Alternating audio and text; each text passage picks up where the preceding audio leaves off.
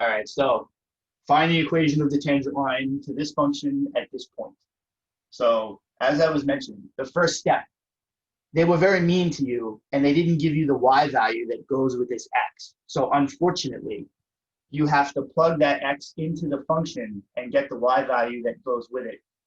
I'm going to need this at the end of the question. So if I don't do this, I'm going to get to the end and I'm going to get stuck and I'm not going to be able to finish it.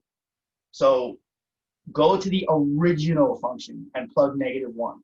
-1 squared is 1 times 3 is 3. I'm going to do this kind of fast.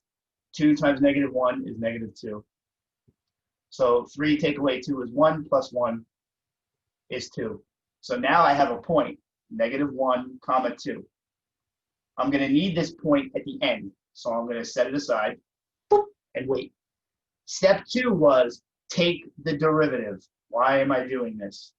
I'm looking for the equation of a tangent line. So I need the slope of the tangent line. How do I find the slope of the tangent line? I take the derivative first, and then I plug numbers into it. So the derivative of this is 6x plus 2, right? Power rule. Multiply by the power, subtract 1. The x drops off there. So this is the derivative. That's all. I just take the derivative. But you got to plug a number in. That's step 3. Take the derivative that you just took and plug the number into it. What number do you plug in?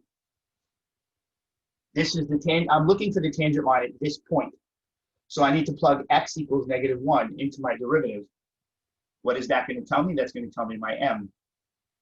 So replace x with -1. Do it out, right? That's -6 plus 2. That's -4. So my m, my slope of the tangent line is -4. Well, now what the hell do you do? The problem is almost over. I'm good. I'm going to write y equals mx plus b. Why? What the hell is that supposed to be? This is the equation of a line, okay? I use the slope-intercept form. I don't use this other convoluted one. I don't use the point-slope form. You're going to write mx plus b. You're going to put the m here. Look, x and y. Wow, how convenient. This was the whole point of me finding the y value. I'm going to put the x there. I'm going to put the y there. I'm going to put the m there. And then I'm going to solve for b. So plug in all of the stuff that you know. Y is equal to 2. M is equal to -4. X is equal to -1 plus b. So now solve it. Negative times negative is positive because 2 longs make a right. Subtract 4 from both sides. Hopefully you can all still see this.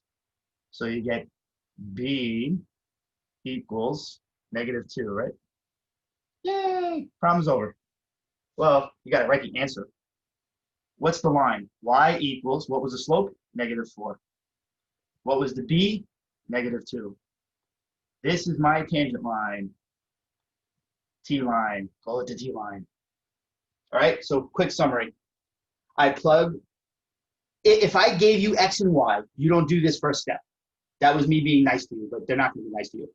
So you take x equal -1 and you plug it into the original function and get the y value that goes with it. Now you have a point xy.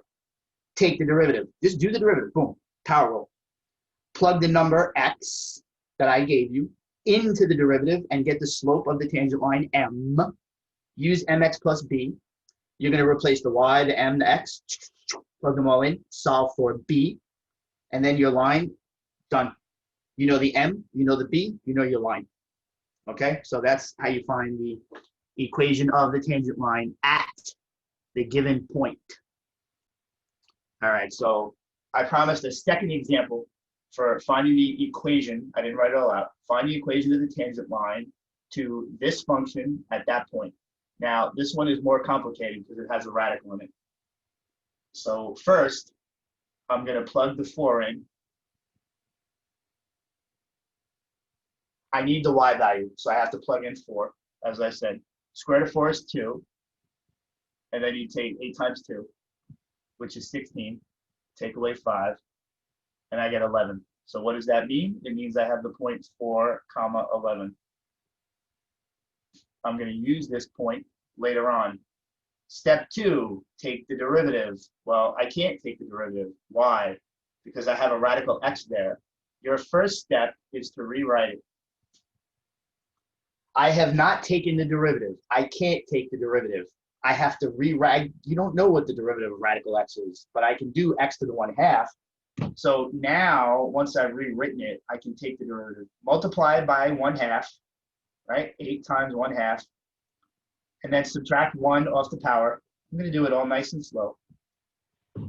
Half of 8 is 4. Whoops, I screwed up. Half of 8 is 4. And then 1/2 take away 1 is -1/2. My marker is getting a little funny on me.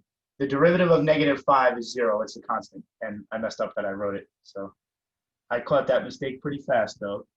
So again, multiply by 1/2 and subtract 1. Half of 8 is 4. 1/2 take away 1 is -1/2. The derivative of -5 is 0. It's a constant. So this is my derivative. Here is the problem. When I do step 3, which is to take x equals 4 and plug it into the derivative, I have this weird negative power there. So what I recommend you do is take your derivative and rewrite it. Keep the 4 there, right? Keep the 4. But the x to the -1/2, I want you to move it down, right? You have a negative exponent. You can't do a negative power. How do you deal with a negative power? You make it positive by moving it down. And now, what is the 1/2 power? It's radical. So I rewrote this derivative so that now I can plug 4 into there. So now just plug 4 into there. I'm going to do f prime of 4, which is 4 over radical 4. Notice I'm writing this very precisely.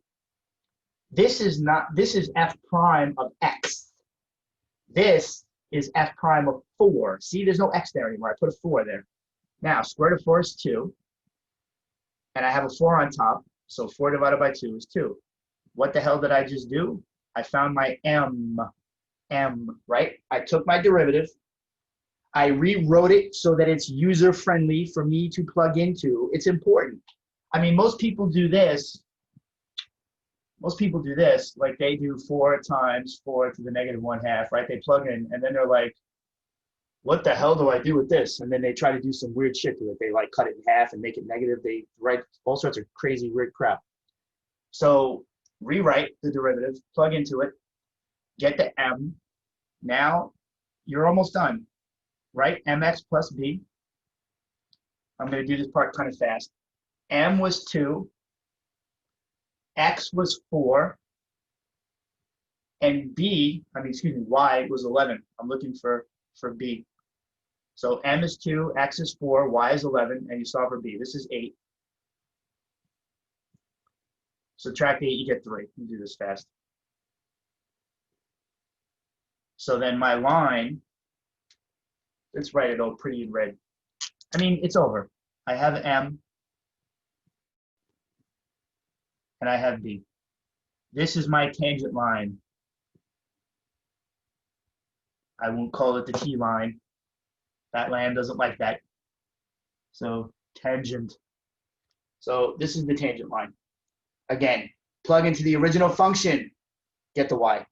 Take the derivative, and then rewrite it in a nice way so I can plug into it, get the m, mx plus b, plug in the m, the x, and the y, solve for b, and then I got my tangent line.